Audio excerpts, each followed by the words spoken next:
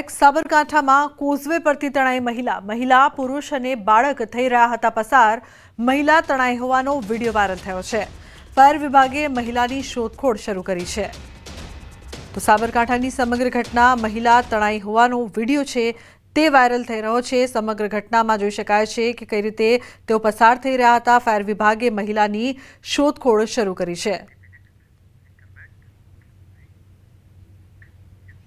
અમદાવાદમાં વરસાદ બાદ રસ્તાના હાલ બેહાલ। શાંતિપુરા સનાથલ બ્રિજ પર મસમોટા ખાડા।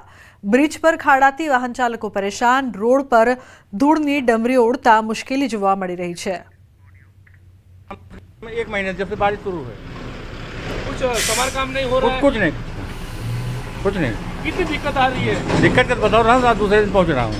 બ્રિજ જેટલા વખતથી બને લગભગ 2-2.5 વર્ષથી ચાલુ થયો ત્યારથી આની આ જ કન્ડિશનમાં છે। કોઈ જ સુધારો વધારો નહીં અને આ ખાડા જેમ ના તેમ આ એક ચોમાસું જાય એટલે રિપેરિંગ થવાનું, પાછું 2 દિવસે એમનું એમ ઝાપટું પડે એટલે પાછો રસ્તો એમનો એમ, કોઈ જ ફરક સુધારો છે નહીં। મારી અહીંયા સનાથલ ચોકડી છે, રોજ અમારે આવક જવક હોય છે, પણ રોડ ઉપર રોજ જે આટલા ને આટલા જ ખાડા છે। જ્યારથી પુલ બનાવ્યો ત્યારથી એક મહિનો સારો રહ્યો છે। તકલીફ તો બહુ છે, હજી વરસે નહીં થયું બ્રિજ ને બને, અને હજી વરસમાં તો બ્રિજની હાલત જુઓ તમે, ધૂળ ને ખાડા ટેકડા, અને હજી તો ઉતરવામાં તકલીફ ના આવે તકલીફ ને ટ્રાફિક એટલો નડે। વરસાદ બાદ રોડના હાલ બેહાલ થઈ ચૂક્યા છે અને પારાવાર મુશ્કેલીનો સામનો વાહન ચાલકોને કરવો પડી રહ્યો છે। આપ જે દ્રશ્ય જોઈ રહ્યા છો તે અમદાવાદના રિંગ રોડ ઉપર આવેલા બ્રિજના દ્રશ્યો છે કે જ્યાં રોડ તો જે છે તે બંને તરફ મસ્ત મોટા ખાડા પડી ચૂક્યા છે, તે પ્રકારની સ્થિતિ જોવા મળી રહી છે।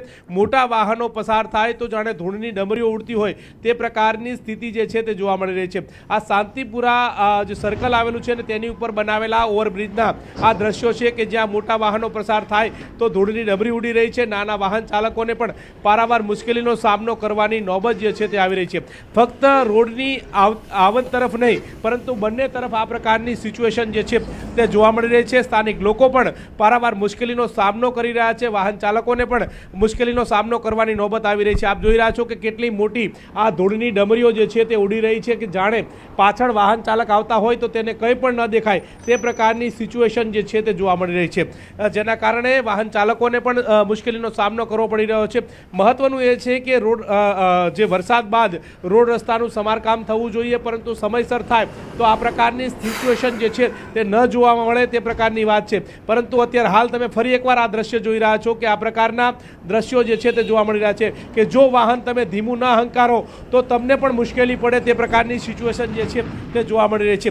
ત્યારે હવે આ જે રોડમાં પડેલા ખાડા જે છે તેનું સમારકામ ક્યારે થાય છે, ક્યારે વાહન ચાલકોને મુશ્કેલીમાંથી બહાર આવે છે તે જોવું રહેશે। પરંતુ હાલ તો અનેક વાહનો જે છે તે અહીંથી પસાર થઈ રહ્યા છે અને તેમને મુશ્કેલીનો સામનો કરવાની નોબત આવી રહી છે। કેમેરામેન હિરેન શાહ સાથે ગૌતમ શ્રીમાળી, ન્યૂઝ 18 ગુજરાતી, અમદાવાદ।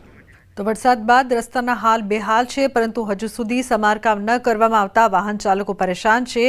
આ પરિસ્થિતિ ક્યાં સુધી યથાવત રહેશે તેવો સવાલ કરી રહ્યા છે।